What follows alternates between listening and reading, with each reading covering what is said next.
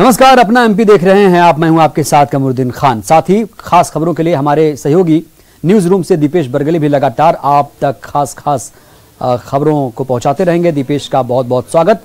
इससे पहले मैं दीपेश के पास चलूं, बड़ी खबर से बुलेटिन की शुरुआत करेंगे। दिल्ली से आ रही बड़ी खबर, जहां पर दिल्ली में बीजेपी अध्यक्ष वी.डी. शर्मा ने बीएल संतोष से मुलाकात की है। संगठन महामंत्री है बीएल संतोष, उनसे मुलाकात की है, चर्चा की है और माना जा रहा है कि जल्द कार्यकारिणी का गठन हो जाएगा। मुलाकात के बाद वी.डी. शर्मा भोपाल रवाना हो चुके हैं। तो कार्यकारिणी गठन को लेकर चर्चा हुई है, राष्ट्रीय संगठन महामंत्री से चर्चा हुई है और ऐसा माना जा रहा है कि जल्द ही वी.डी. शर्मा की जो टीम है वो तैयार हो जाएगी।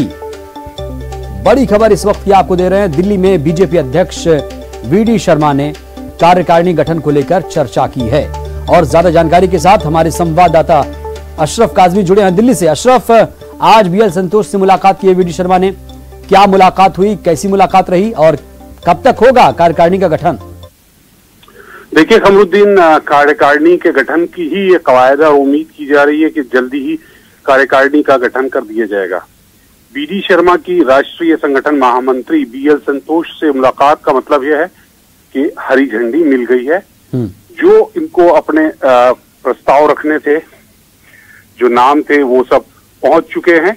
अब सिर्फ हरी झंडी राष्ट्रीय नेतृत्व को, भाजपा के, उनसे और लेनी है। लेकिन एक औपचारिक रूप से हरी झंडी मिल चुकी है। कुछ इससे पहले भी कार्यकारिणी में वी.डी. शर्मा अपने कुछ पदाधिकारियों की नियुक्ति कर चुके हैं। अब उम्मीद की जा रही है आज की जो मुलाकात हुई है उसके बाद इस प्रक्रिया में थोड़ा तेजी आएगी। बिल्कुल, तो प्रक्रिया में तेजी आएगी। बहुत बहुत शुक्रिया अशरफ आपका। और जाहिर सी बात है, अब बीएल संतोष से हरी झंडी मिल चुकी है, अब राष्ट्रीय नेतृत्व की हरी झंडी का इंतजार है और टीम लगभग तैयार है।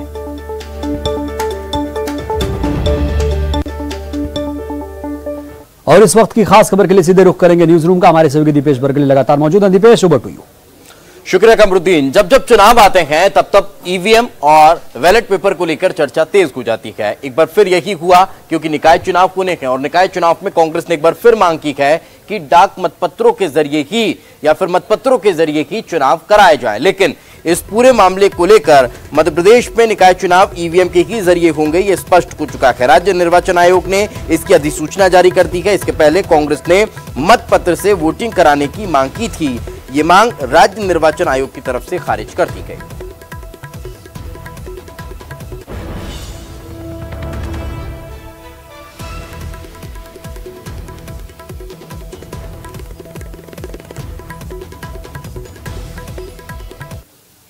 चलिए अब बात करते हैं कृषि कानून की। दरअसल कृषि कानून को लेकर जिस तरह से भ्रम की स्थिति है, इसे लेकर केंद्रीय कृषि मंत्री नरेंद्र सिंह तोमर ने एक 8 पन्नों का पत्र लिखा था किसानों के नाम। अब उस पत्र को भारतीय जनता पार्टी ने छपवा लिया है और वो छपे हुए पत्र बीजेपी दफ्तर पहुंच चुके हैं। साथ ही प्रधानमंत्री के संदेश पत्र भी इनके साथ पहुंचे हुए हैं। इन्हीं चिट्ठियों को अब बीजेपी किसानों को बांटने की तैयारी कर रही है और इसके जरिए किसानों को यह समझाने का प्रयास किया जा रहा है कि जो बिल लेकर आई है भारतीय जनता पार्टी की सरकार, केंद्र सरकार, जो कानून बनाई है वो आप लोगों के हक में है।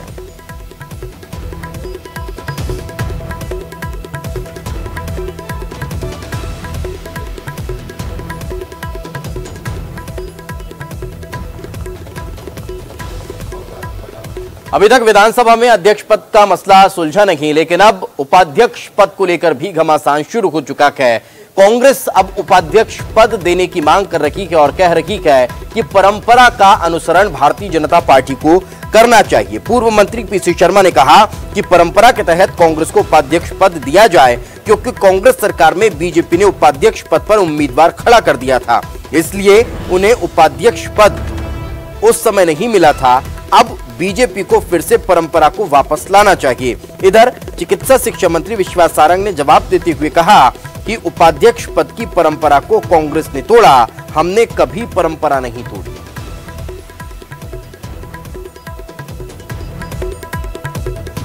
अगर परंपरा को वापस लाना चाहती है बीजेपी और उसकी सरकार, तो और सौहार्दपूर्ण वातावरण में विधानसभा चले तो उपाध्यक्ष कांग्रेस को देना चाहिए।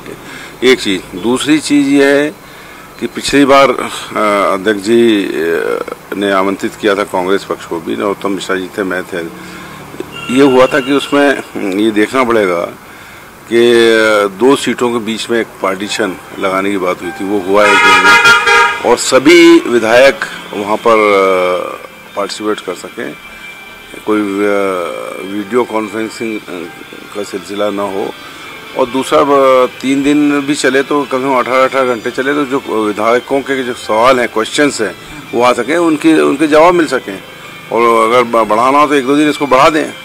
कि पीसी शर्मा जी किस कैपेसिटी में मांग कर रहे हैं ये पहले स्थापित हो जाए। वैसे तो ये अभी दूर की बात है, इस पर मैं बहुत टिप्पणी नहीं करना चाहता, पर उपाध्यक्ष पद की परंपरा को कांग्रेस ने तोड़ा। कमलनाथ जी की सरकार के समय जिस तरह से विपक्ष को उन्होंने उपाध्यक्ष का पद नहीं दिया, तो परंपरा तो उनने तोड़ी है। और चलिए फिलहाल अब रुक करते हैं ब्रेकिंग स्टूडियो का, जहां पर मौजूद है हमारे सहयोगी कमरुद्दीन, ओवर टू यू। शुक्रिया दीपेश। बात करेंगे विधानसभा सत्र की। हाईटेक होने जा रहा है एमपी विधानसभा का सत्र। वर्चुअल तरीके से विधायक जुड़ सकेंगे। विधायकों को इस बार ओटीपी जारी किया जाएगा। ओटीपी से सत्र में शामिल होने का मौका मिलेगा, और कोरोना की वजह से यह व्यवस्था की जा रही है। 28 दिसंबर से सत्र की शुरुआत हो रही है। विधायकों का कोरोना टेस्ट जरूरी है। 28 दिसंबर से सत्र की शुरुआत हो रही है और बेहद ही हाईटेक होने जा रहा है। वर्चुअल तरीके से विधायक सत्र में जुड़ सकते हैं। विधायकों को इस बार ओटीपी जारी किया जाएगा। ओटीपी से शामिल होने की इजाजत मिलेगी। कोरोना की वजह से ऐसी व्यवस्था की जा रही है।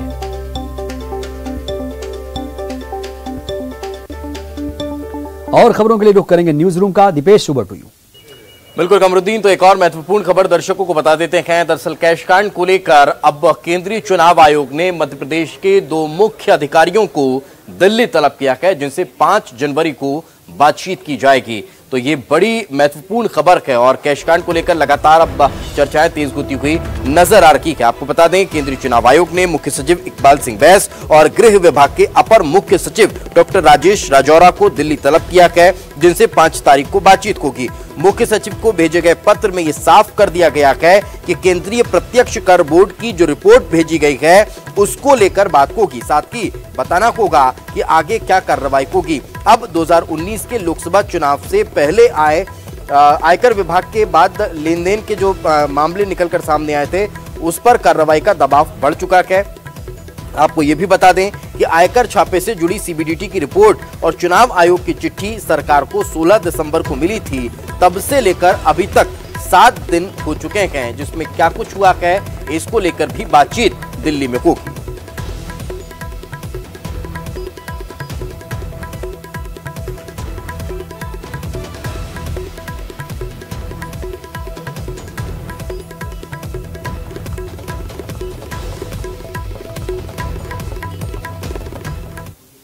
तो वहीं इस मसले को लेकर पूर्व मंत्री पीसी शर्मा की प्रतिक्रिया सामने आई है। उन्होंने कहा है कि इस चिट्ठी में जिन मंत्रियों के नाम हैं उन्हें मंत्रिमंडल से हटाया जाना चाहिए। इस तरह की कार्रवाई की शुरुआत हो। चुनाव आयोग इन सब चीज़ों में, चुनाव आयोग का काम है चुनाव कराना, लेकिन ये सब स्थिति हुई तो इसमें जो सबसे पहले जो कदम उठाना चाहिए, 3 मंत्रियों के नाम आए हैं इसमें जो आज कैबिनेट में हैं।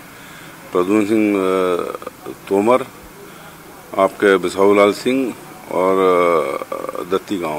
पहले तो इनको हटाएं भाई।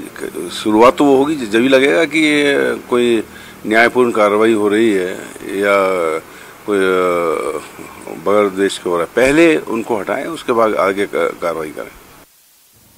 और चलिए बात करते हैं सुशासन दिवस की। कल सुशासन दिवस का, लेकिन उसके एक दिन पहले अधिकारी कर्मचारियों को सुशासन की शपथ दिलाई गई है। मंत्रालय के ठीक सामने वल्लभ पार्क में ये शपथ अधिकारी कर्मचारियों को दिलाई गई है, जिसमें मंत्री विश्वास सारंग मौजूद रहे और उन्होंने ये शपथ अधिकारी कर्मचारियों को दिलाई है। आज हम सबने मिलकर शपथ ली है, संकल्प लिया है कि हम जहां हैं, जिस स्थान पर हैं, हम इस देश के लोकतांत्रिक सभी मूल्यों को स्थापित करते हुए इस प्रदेश में सुव्यवस्थित शासन प्रशासन की स्थापना करेंगे। पंडित अटल बिहारी वाजपेयी जी ने हम सबको यही मार्ग दिखाया था। तो वहीं सुशासन दिवस पर दिलाई गई शपथ और सुशासन दिवस के कार्यक्रम को लेकर पूर्व मंत्री पीसी शर्मा ने एक बार फिर से निशाना साधा कि उन्होंने कहा कि प्रदेश की व्यवस्थाएं ध्वस्त हो चुकी है, ऐसे में सुशासन नहीं, इन्हें कुशासन दिवस मनाना चाहिए। कुशासन दिवस मनाना चाहिए। इस समय कुशासन चल रहा है मध्य प्रदेश के अंदर। कोरोना में लोगों की डेथ हो रही है। हमीदिया अस्पताल में बिजली जाने से 3 लोगों की जान चली जाती है। सतना और शहडोल में बच्चों की जान जा रही है। डॉक्टर्स वहाँ पर बैठने को तैयार नहीं है। तो कुल मिला के अफरा तफरी है, मतलब कुशासन है। कांग्रेस के नेताओं को इस बात का हक नहीं है कि वो इस तरह की बातें करें, क्योंकि 15 महीने में कमलनाथ जी की सरकार में हमने देखा कुशासन का कीर्तिमान कमलनाथ जी ने स्थापित किए और उसी का परिणाम निकला कि मध्य प्रदेश की जनता शर्मसार हुई जब मुख्यमंत्री निवास से जुड़े हुए, कमलनाथ जी से जुड़े हुए उनके ओएसडी के यहाँ आयकर के छापे पड़े और उन आयकर के छापों में ये बात स्थापित हुई कि मध्य प्रदेश की गरीब जनता का पैसा 10 जनपद सोनिया जी, राहुल जी और प्रियंका जी के ऊपर खर्च हुआ। वो कुशासन की पराकाष्ठा थी। सुशासन हम स्थापित करते हैं और कांग्रेस की सरकार में लगातार कुशासन ही रहा है।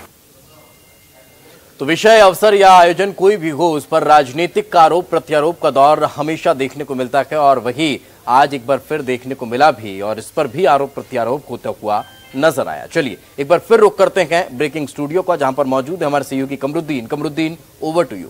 शुक्रिया दीपेश। बात करेंगे छत्तीसगढ़ की। बड़ी खबर छत्तीसगढ़ से मिल रही है, जहां पर बीजेपी प्रभारियों की सूची जारी हो चुकी है। जिला, संभाग, मोर्चा प्रकोष्ठों में नए प्रभारी बनाए गए। 30 जिलों में प्रभारियों के नामों का ऐलान कर दिया गया। शिवरतन शर्मा को बस्तर का प्रभारी बनाया गया। कृष्ण कुमार राय को बिलासपुर का प्रभारी बनाया गया। नारायण चंदेल को सरगुजा, किरण देव को दुर्ग का प्रभारी बनाया गया। अनुराग सिंह देव युवा मोर्चा प्रभारी बनाए गए। लता उसेंडी महिला मोर्चा की प्रभारी बनी। संदीप शर्मा को किसान मोर्चे का प्रभार दिया गया। लखन देवांगन को पिछड़ा वर्ग मोर्चा, दिनेश कश्यप को अनुसूचित जनजाति मोर्चा का प्रभारी बनाया गया। निर्मल सिन्हा को अनुसूचित जाति मोर्चा, डॉक्टर सलीम राज को अल्पसंख्यक मोर्चे का प्रभारी बनाया गया। तो 30 जिलों के प्रभारियों की सूची जो है वो जारी हो चुकी है। बीजेपी ने कहा था कि सूची जारी होगी, जल्दी होगी, और आज ये सूची जिला संभाग में बनाए गए प्रभारियों की जारी हो चुकी है।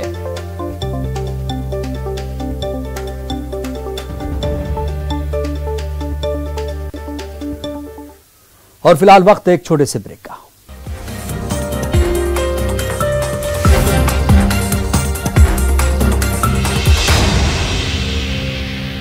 इससे पहले मैं खबरों के सिलसिले को आगे बढ़ाऊं, चलते हैं सीधे अब न्यूज रूम। हमारे सहयोगी दीपेश बरगले लगातार मौजूद हैं। Deepesh, over to you.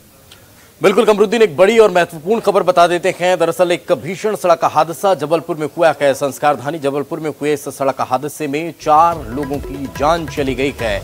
आपको बता दें कि जबलपुर में यह हादसा बगदरी फॉल की घाटी में हुआ है, जहां पर पहले से ही एक एक्सीडेंट हुआ था जिसे लोग देख रहे थे और इसी दौरान बारात से लौट रही एक बस भी वहां पर पलट गई, जिसमें एक महिला समेत 4 लोगों की जान चली गई।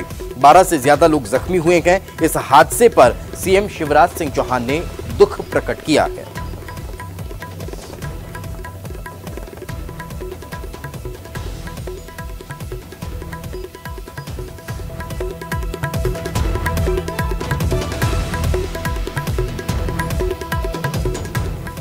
तो लगता है आज का दिन हादसों भरा रहा। जबलपुर ही नहीं, रतलाम में भी एक भीषण सड़क हादसा हुआ है। यहां पर मध्य प्रदेश और राजस्थान की बॉर्डर पर एक ट्रैक्टर ट्रॉली पलट गई और इस ट्रैक्टर ट्रॉली पलटने की वजह से कई लोग इसमें घायल बताए जा रहे हैं। ये जो हादसा हुआ है वो राजस्थान और मध्य प्रदेश सीमा के सुखेड़ा गांव में होना बताया जा रहा है, जहां पर हादसे में 2 श्रमिकों की जान चली गई, जबकि 10 से ज्यादा श्रमिक यहां पर घायल हुए हैं। सूचना मिलने पर मध्य प्रदेश और राजस्थान के करीबी थानों की पुलिस और बचाव दल मौके पर पहुंचा। मृतकों के शव निकाले गए, जबकि घायलों को एम्बुलेंस की मदद से नजदीकी अस्पताल में भर्ती करवाया गया।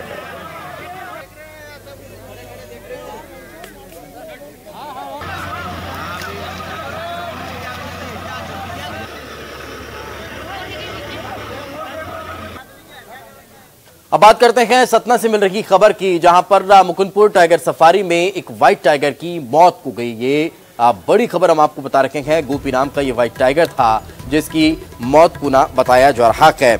मौत कैसे हुई इसका अभी तक खुलासा नहीं हुआ है। पोस्टमार्टम रिपोर्ट के बाद ही खुलासा हो सकता है। आखिर व्हाइट टाइगर की मौत हुई कैसे, इसके बारे में अब जांच पड़ताल लगातार की जा रही है।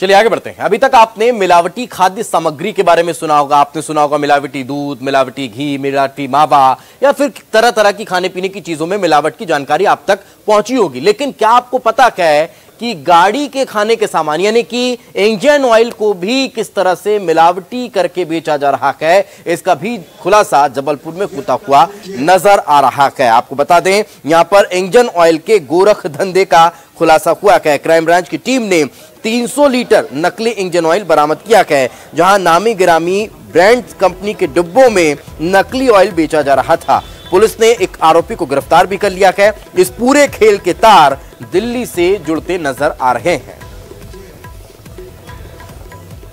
क्राइम ब्रांच की मदद से हमने मिस्टर रोहित जैन को पकड़ा। इनके पास से लगभग 300 लीटर तेल बरामद हुआ है और इनके पास सभी ब्रांड के डिब्बे हैं। कैस्ट्रॉल है, सर्वो है, जितने भी हीरो है, होंडा 40, होंडा 2T, तो बाकी ये सब सामान इनको दिल्ली से ही सप्लाई होता है।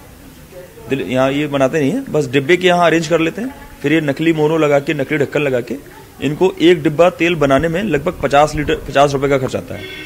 और जो प्रिंट रेट है उसके हिसाब से 325 रुपए का एक डिब्बा मार्केट में बिकता है, तो 50 का इनको पड़ता है। फिर बाकी जो उत्तरोत्तर जो डिस्ट्रीब्यूटर हैं और जो रिटेलर हैं उनको लाभ मिल जाता है। अब बात करते हैं उज्जैन के नागदा की। यहां पर भी मिलावटखोर का जब भंडाफोड़ हुआ तब फिर वहां पर हंगामे की स्थिति निर्मित होती हुई नजर आई है। दरअसल यहां पर टीम मिलावटखोरी के खिलाफ कार्रवाई करने के लिए पहुंची हुई थी, लेकिन इसी दौरान यहां पर सैंपलिंग लेते समय हंगामा हो गया। खुला हुआ रिफाइंड सोयाबीन तेल की सैंपलिंग लेने के दौरान व्यापारी और उसकी पत्नी ने विरोध दर्ज कराया और हर बार उनकी ही फर्म पर कार्रवाई करने का आरोप लगाकर दूसरे दुकानों से भी सैंपलिंग की बात उन्होंने कही। तहसीलदार और खाद्य महिला अधिकारी ने पुलिस की मदद से सैंपल लिए और व्यापारी पर शासकीय कार्य में बाधा डालने का मामला दर्ज कर लिया गया है। पुलिस की माने तो खाद्य विभाग की टीम 3 दूसरी जगह से सैंपल लेने के बाद इस फर्म पर पहुंची थी, लेकिन विवाद की स्थिति यहां पर बन गई। जुमा लड़की कोई नहीं थी, हमारा अपना तर्क था कि हम चाहते हैं कि आप ये जितने मेरे पास सैंपल है आप लेना चाहते हैं लीजिए, और जो मेरी साथ में जो ये कंपनी का ही सैंपल है भाई, माधुरी के तेल में से गाड़ी पलटी खाई हो उसमें तेल को उसको स्टोर करके अब कहाँ रखूंगा उसको, गटर में बहाने से तो रहा नहीं मैं।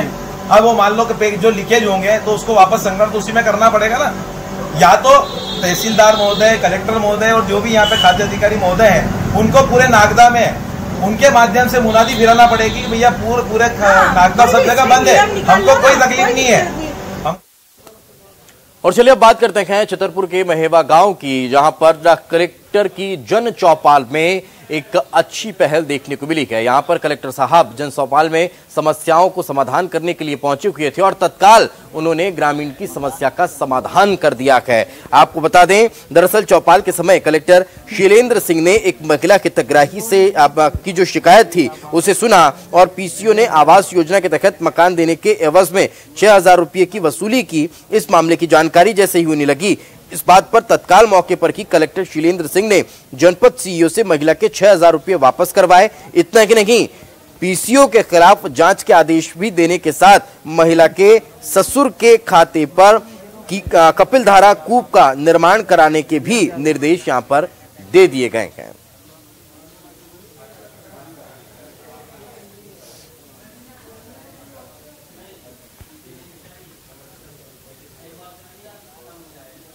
कोरोना काल में चाहे कोई त्योहार हो या फिर किसी भी तरह का आयोजन, उसमें लोग अपनी इम्यूनिटी का बहुत ज्यादा खास ख्याल रख रहे हैं। चाहे शादी विवाह के आयोजन हो या फिर कुछ और, कहीं भी अगर खाने पीने की बात को रखी गई तो फिर इंतजाम हो रहा है इम्यूनिटी का, और कुछ ऐसा ही अब क्रिसमस पर भी होता हुआ दिखाई दे रहा है। क्रिसमस पर इम्यूनिटी केक की डिमांड बढ़ती हुई नजर आ रही है। क्रिसमस पर सेलिब्रेशन के साथ साथ सेहत का भी विशेष ध्यान रखा जा रहा है। यही वजह है कि इम्यूनिटी केक की डिमांड बढ़ गई है और जो केक मेकर्स हैं वो भी इसका विशेष ध्यान रखते हुए नजर आ रहे हैं। ये केक मसालों से तैयार किए गए हैं जिसमें अदरक, काली मिर्च, अंजीर समेत तमाम तरह के ड्राई फ्रूट्स भी नजर आ रहे हैं।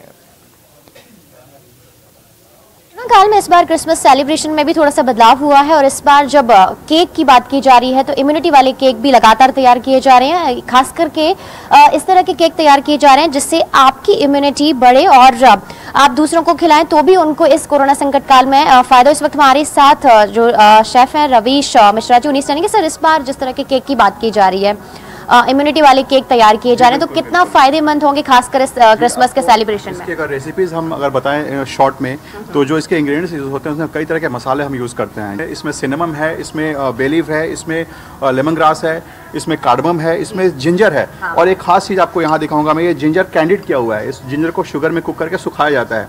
ये खाने में बहुत अच्छा होता है और साथ में ये बॉडी को काफ़ी वार्म रखता है और ये इम्यूनिटी बढ़ाता है। डिमांड है और हर रोज़ कितना इम्यूनिटी वाले केक लोग खरीद के लेके जा रहे हैं? वेल, आप पहले के मुकाबले देखा जाए तो हमने इस चीज़ों में इस साल खासी बढ़ोतरी देखी है।